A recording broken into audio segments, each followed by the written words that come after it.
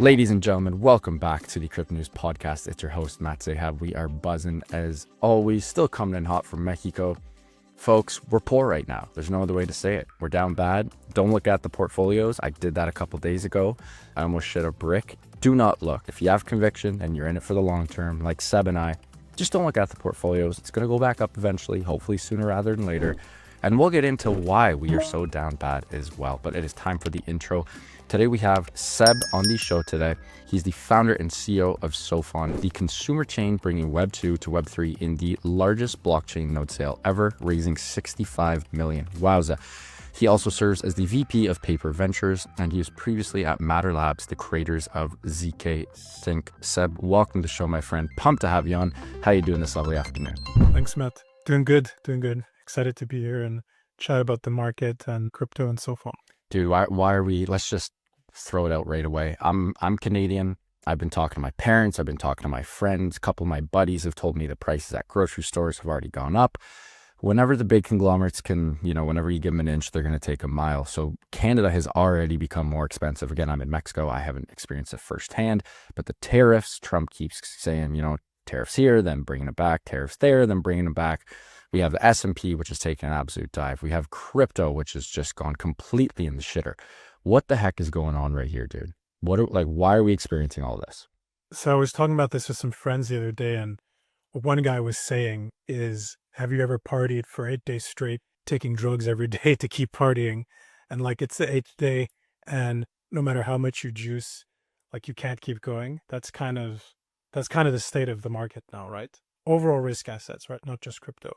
And judging from a lot of the stuff I've been reading, it looks like what Trump is trying to do is sort of not really engineer a recession, but force the Fed to cut rates, right? And these tariffs are very obviously super mercenary. A lot of those costs gets passed down to people.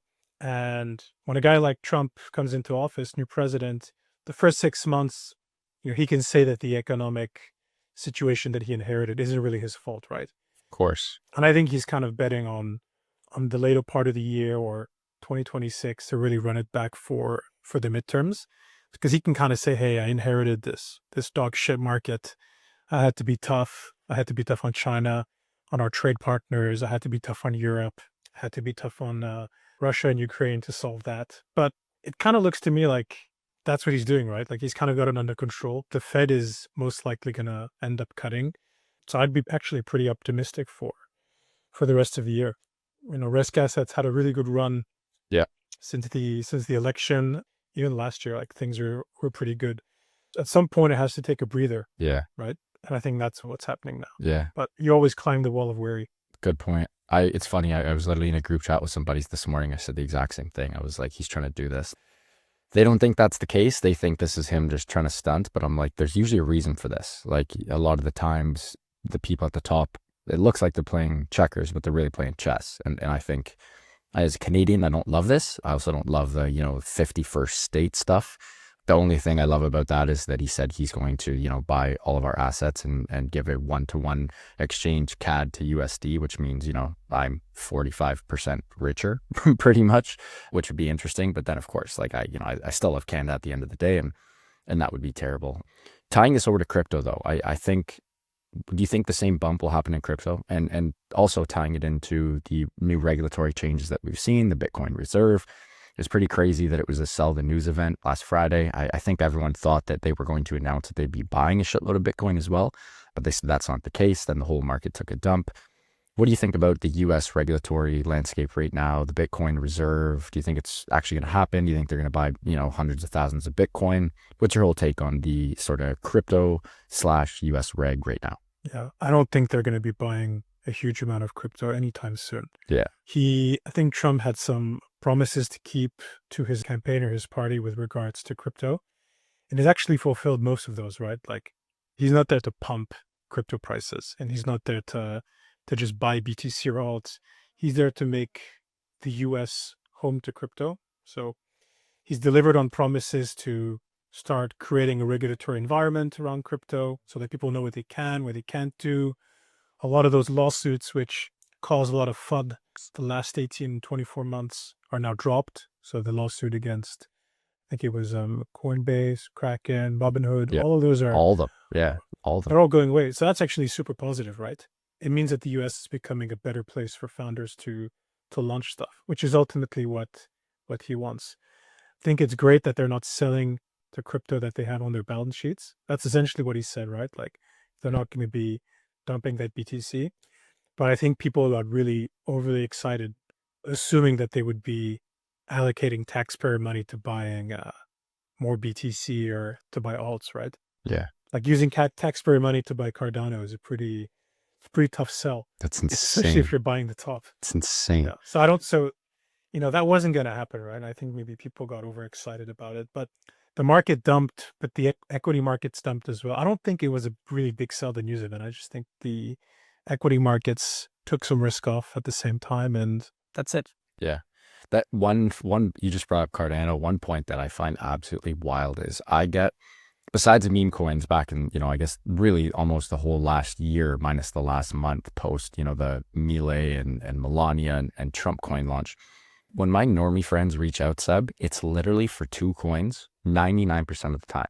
And you know what those two coins are? Ripple and Cardano. Like, I still don't get it. Like, I still don't get it. And it's the same narrative every time where they're like, oh, Cardano's so low. It's an appeasing price from sort of that qualitative mental aspect. And they talk about how XRP is going to take over the payment rails for the world and Swift is going to be gone. And I'm just like, if you guys spent 1 hour on crypto Twitter, you would think you're the biggest dummy. Like, why does that happen? Why do all the normies love Cardano and XRP so much? XRP, I think it's because, like you said, there's this sort of completely grifty fake narrative that it's going to replace Swift and like it's going to go to $10. Yeah. It's $1 trillion. I mean, and people somehow believe it because it's a very buttoned up institution, right? When you look at it from far, it looks like very serious. It's banking guys.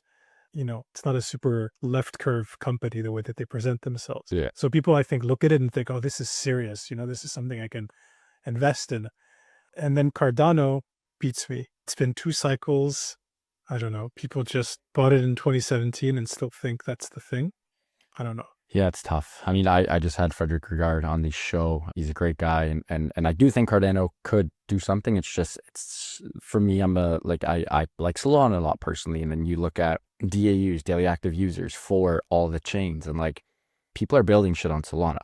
Like people, obviously Ethereum, we don't need to get into that. People are building stuff on ETH. It still has the biggest DeFi and TVL by a country mile. But it's like, where and what and why, how, like what is going on those two chains? I just don't get it personally, but Nothing's happening there. that's just me. Let's jump into some, and this is one of the things, and again, I've listened to that, the shows you've been on, I've read your stuff, and you sort of have two big, I don't want to say theses for lack of better words, but you are very big on mass adoption, which I am as well, and the fact that crypto UX is broken. And we'll start with mass adoption. You are under the impression that mass adoption will not happen by convincing people to use crypto. Will happen when better internet products are here, powered by the benefits of, blockchain. I've said this literally your episode, I think 422 on the show. I've said this literally a million times. We need Web 2 facing products with Web 3 on the back end. Blockchain is more efficient than Web 2 once, in a couple of years, months, however long it's going to take. But we still need those products that will feel like an Instagram or a Snapchat or a Twitter or whatever, where it's super clean, super sexy, good UX, good UI. When do you think this is going to happen? Give me the how, why, what, when. Like, why haven't we not achieved mass adoption? And what do we need to achieve mass adoption? I think it's going to start happening now, actually. There's a few reasons. We're finally there. I think we're at a stage where it can happen. Like the ingredients, the environment is there for it to happen. So Yeah. there's several reasons to answer your question, which we can dive into. First one is the regulatory environment. So the last few years, it's not that crypto was illegal or anything like that in the US. There was just no rules about what you could or couldn't do. So people just didn't really want to take risks with their businesses because they didn't want to be in a situation where they would adopt crypto as business logic for their business. And then 2 years down the line, the law comes out. It turns out that they broke a law that didn't exist back in the day and they get fucked, right? So people didn't want to take risks. Now You're going to have an actual regulatory environment, sandboxing that comes in, and people will know what they can and can't do. So once that happens, I think a lot of traditional businesses or brands, companies, they'll start to look at crypto to power their business logic, their backends, etc. That's the first thing. Second thing is the tech. I think up until now, we didn't really have all the infrastructure necessary to be able to kind of ship for mass market, both on being able to withstand the volume of transactions or users, but also customizing tech stacks, being able to have things like account abstraction and paymasters, which just make the onboarding experience much easier for the end user. And lastly, I think we didn't have enough people who cared. I think a lot of Yeah. these big engineering companies, my alma mater as well, that's what they are. They're engineering companies. They're there to build infrastructure, Yeah. incredible infrastructure, incredible tech, but they're not taking this super consumer focused, empathetic That's approach. that's what you need. You need users. And so yeah, but you need people who kind of think about, it's like having a guy who doesn't like to eat run a restaurant. Yeah, he might be good at running a kitchen. He might know how to design the kitchen well because that's his job, but he doesn't know what people want to eat if he Yeah. doesn't like the food. You got to get a fat guy in there, you know, No, it's someone true. Yeah. Yeah. and yeah, that's kind of the approach that we took, having a very empathetic, a very thoughtful attitude towards who the end user is, what the end user, how the end user behaves, how they use technology on a day-to-day basis, how their habits are formed, how the intuitiveness that they have with regards to tech is formed, and how we can just fork that into a crypto setting. And it's totally doable. And that's what we're doing. Yeah. I love that. I mean, look, perfect opportunity to jump into Sophon here. Give us the elevator pitch and we'll jump right into it.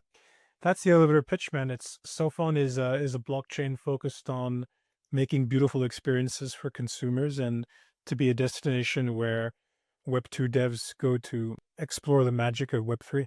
I love that. Give me so straight to the point there. Give me some use cases. I mean, you guys are going big into the AI space, gaming, tech, the whole nine yards. I love what you guys are doing with AI, and we can get into that as well. The Sphinx AI, everything. But give me some use cases just for the Web2 listeners who are like, okay, sounds cool, but what exactly is it? So one of the things we're doing is we're building a lot of products internally. So it's all about creating this one-stop shop experience, this platform experience, right? We don't think about platforms in crypto anymore. We just think about all these different applications that are composable, but we want to approach that differently. We think about things as a platform, as a product where you can send Sophon to a first-time user and they can figure out everything on their own. And that starts with the Sophon account. So we don't really think about wallets anymore. We think about accounts because that's something that people understand, right? They have accounts for Google, their Everything. Netflix, Airbnb, whatever.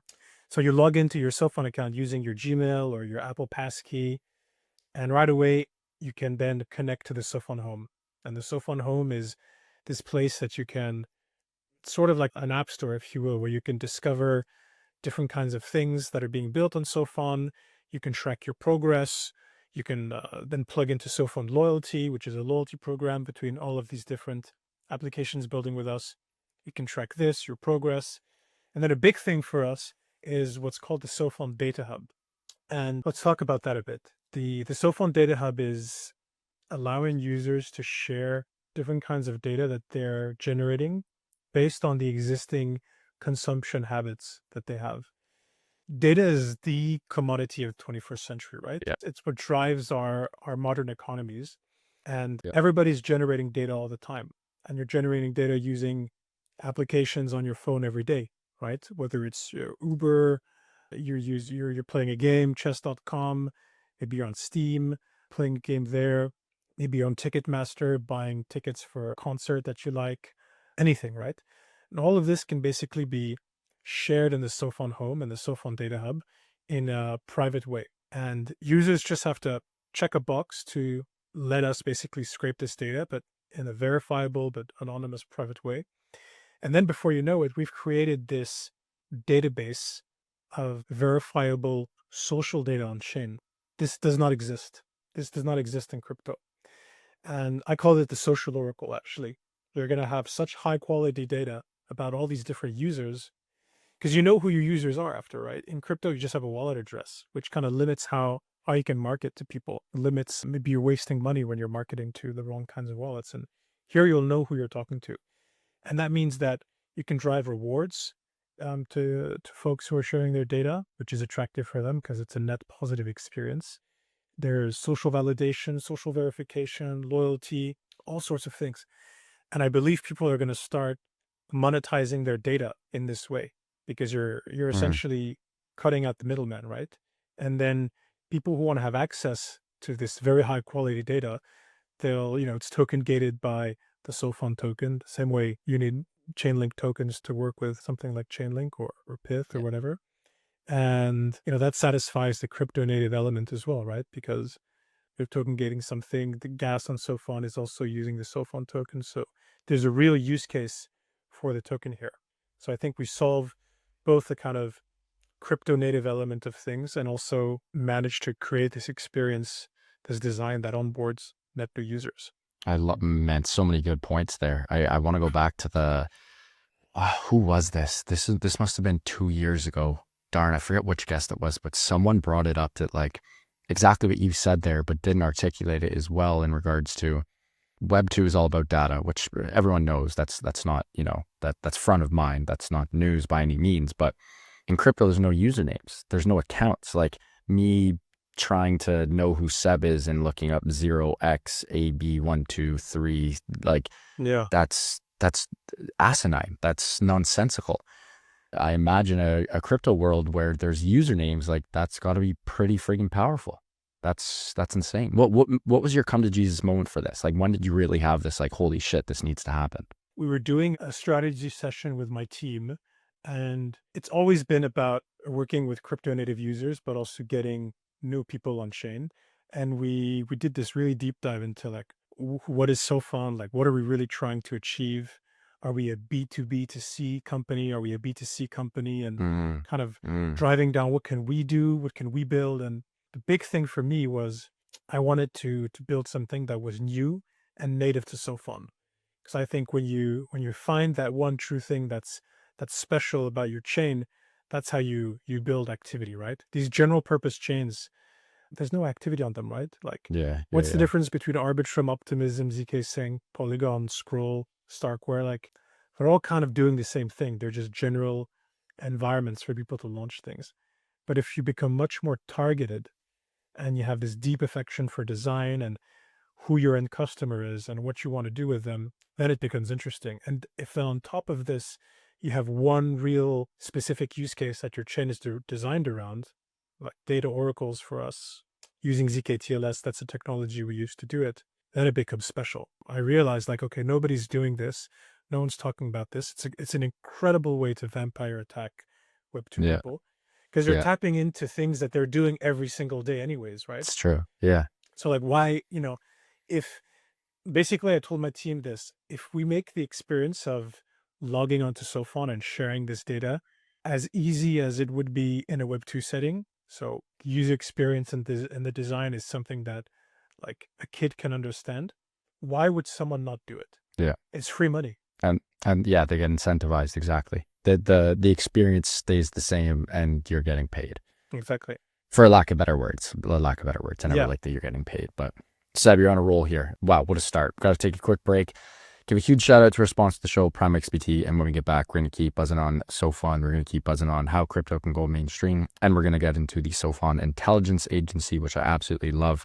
5 million bones for on-chain AI agents. Until then, huge shout out to Prime XBT, longtime friends and longtime sponsors of the Crypto News podcast. We love the team at Prime XBT as they offer a robust trading system for both beginners and professional traders. Doesn't matter if you're a rookie or a vet, you can easily design and customize your layouts and widgets to best fit your trading style.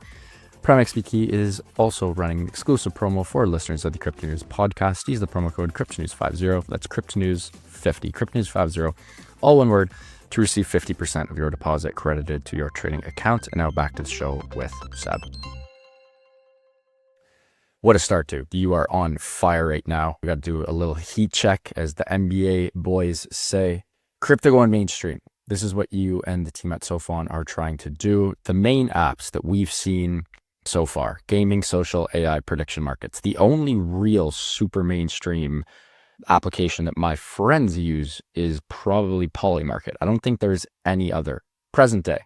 I'd love to talk about what type of apps need to go mainstream and tie that into like what you guys are doing with the high quality sticky applications.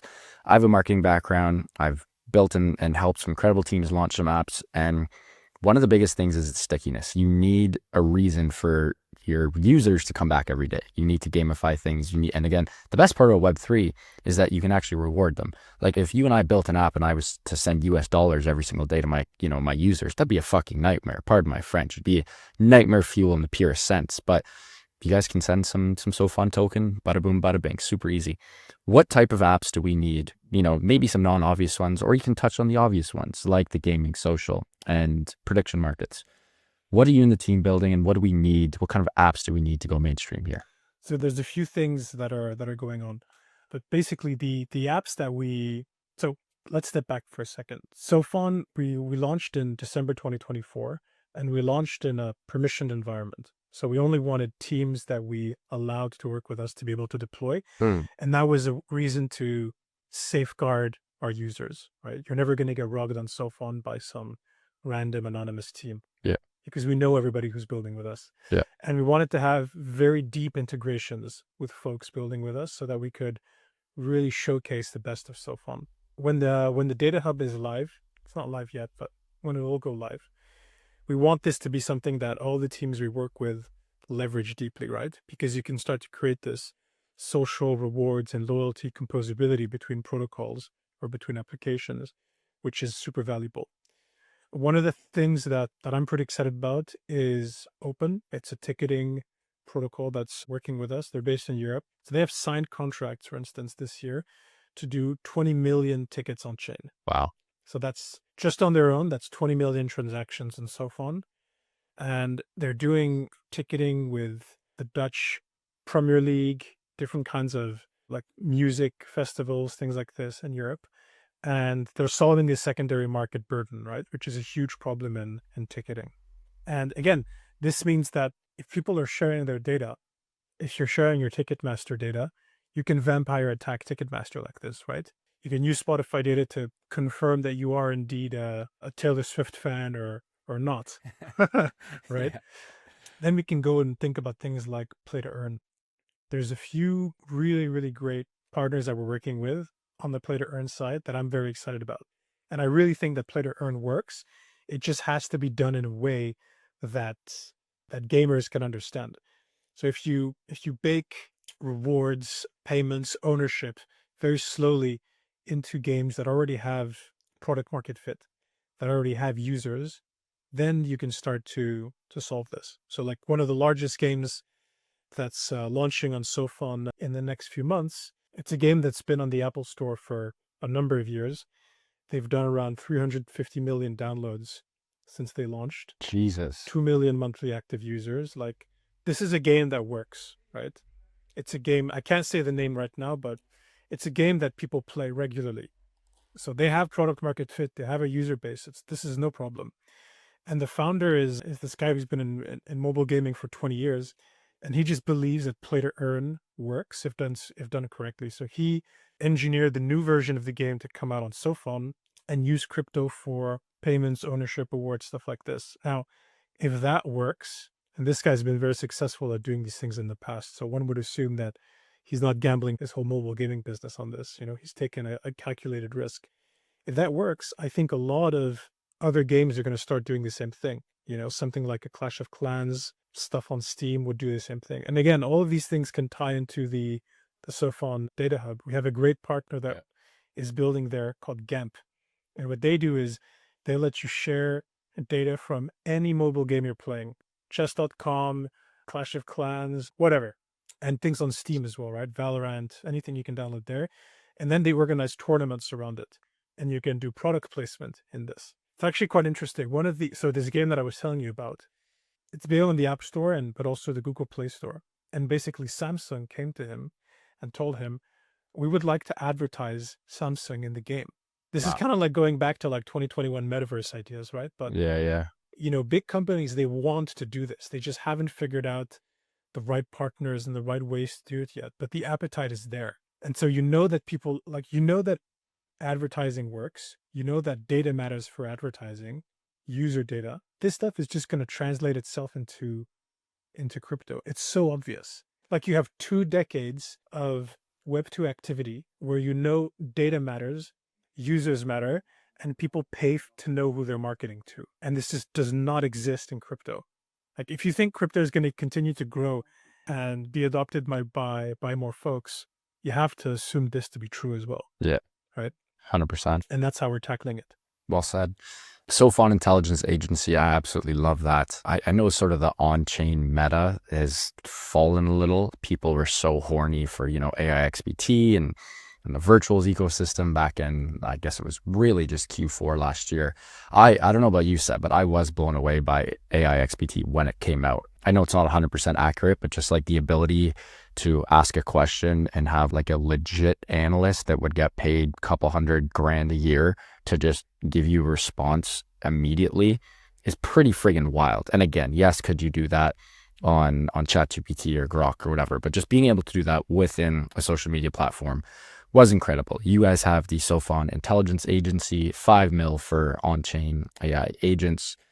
I love that. Is there a specific type of agent that you and the team are looking for? Do you have any really killer, use cases that could potentially help one of your main thesis, which is achieving mass adoption? Any types of agents that you and the team are looking for in particular, and why you guys chose to allocate 5 mil to this endeavor? Yeah.